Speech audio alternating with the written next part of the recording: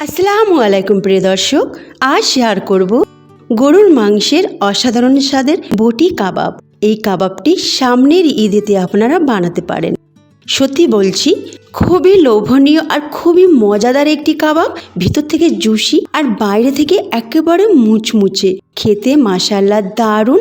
যাদেরকে খাওয়াবেন তারা কিন্তু আপনার প্রশংসা করবেই করবে। তো আজকের ভিডিওটি অবশ্যই দেখুন, আর ভালো লাগলে অবশ্যই লাইক শেয়ার কমেন্ট করতে ভুলবেন না। তার সাথে সাবস্ক্রাইব করে পাশে থাকা বেল আইকনটি ক্লিক করবেন। বিসমিল্লাহির রহমানির রহিম। এখানে 500 গ্রাম গরুর মাংস নিয়েছি আর ছোট ছোট করে পিস করে কেটে নিয়েছি, একটু লম্বা লম্বা করে কেটেছি। তাতে দিয়ে দিলাম 1 টেবিল চামচ আদা রসুন বাটা, 1 চামচ কাঁচা লঙ্কা বাটা আর লেবুর রস অর্ধেক। এবার ভালো করে এটাকে মিশিয়ে নিলাম। দেখুন, আমি এই রকম লম্বা লম্বা করে কেটে নিয়েছি। এবার এটাকে ভালো করে মিশিয়ে নিয়ে 10 মিনিট রেস্টের জন্য রাখবো।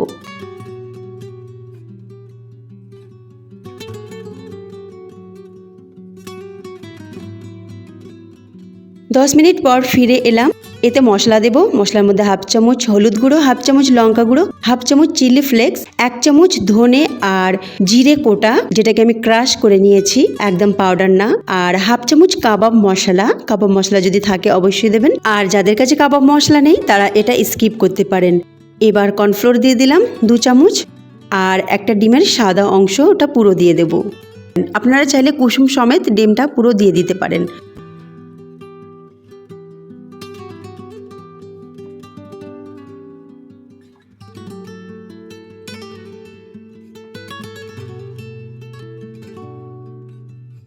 এবার আমি এটাকে খুব ভালো করে মেখে নিচ্ছি।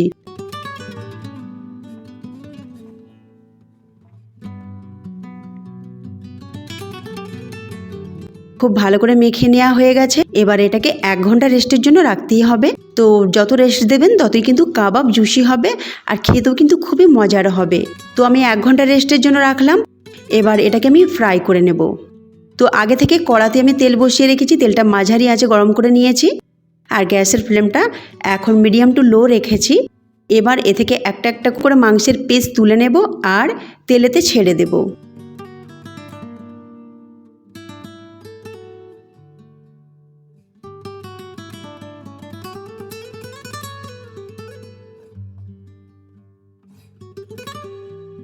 এবার মিডিয়াম টু লো আঁচে এটাকে একেবারে মচমচে করে ভেজে নেব। আর এইভাবে নাড়াচাড়া করতে করতে এটাকে ভাজবো। তাতে কি হবে, এর কালারটা খুব দারুণ আসবে, সব দিকটা সমানভাবে এটা ভাজা হয়ে যাবে, আর এটা খুবই মুচমুচে হবে, আর ভেতর থেকে নরম আর বাইরে থেকে মুচমুচে। খেতে খুবই মজাদার এই কাবাব। আপনারা অবশ্যই সামনের ঈদেতে বানাবেন আর বানিয়ে আপনার পরিবারকে খাইয়ে প্রশংসা নিন। আমি বলছি সত্যি সবাই আপনার প্রশংসা করবে। শুধু পরিবার কেন, যাদেরকেই আপনি বানিয়ে খাওয়াবেন আর যারাই এই কাবাবটি খাবে তারা কিন্তু সত্যিই আপনার প্রশংসা করবে। এতটাই মজাদার এই কাবাব। এবার কাবাবগুলো আমার ভেজে নেওয়া হয়ে গেছে। এবার আমি বড় বড় লঙ্কা নিয়েছি, লঙ্কাগুলোকে সরু সরু করে কেটে নিচ্ছি। কেটে নিয়ে এবার এগুলোকে আমি ফ্রাই করে নেব। আর সাথে আমি নেব কারি পাতা। এগুলো সব আমার গাছের উঠোনে গাছ হয়ে আছে, সেখান থেকে আমি তুলে নিয়েছি এই লঙ্কাগুলো আর কারি পাতাও। তো প্রথমে আমি লঙ্কাগুলোকে ভেজে নিচ্ছি, আর একটু লঙ্কাটা ভাজা হয়ে গেলে তাতে কারি পাতা দিয়ে দেবো। তারপরে নাড়াচাড়া করে এগুলোকে ভেজে কাবাবের সাথে মিশিয়ে নেব।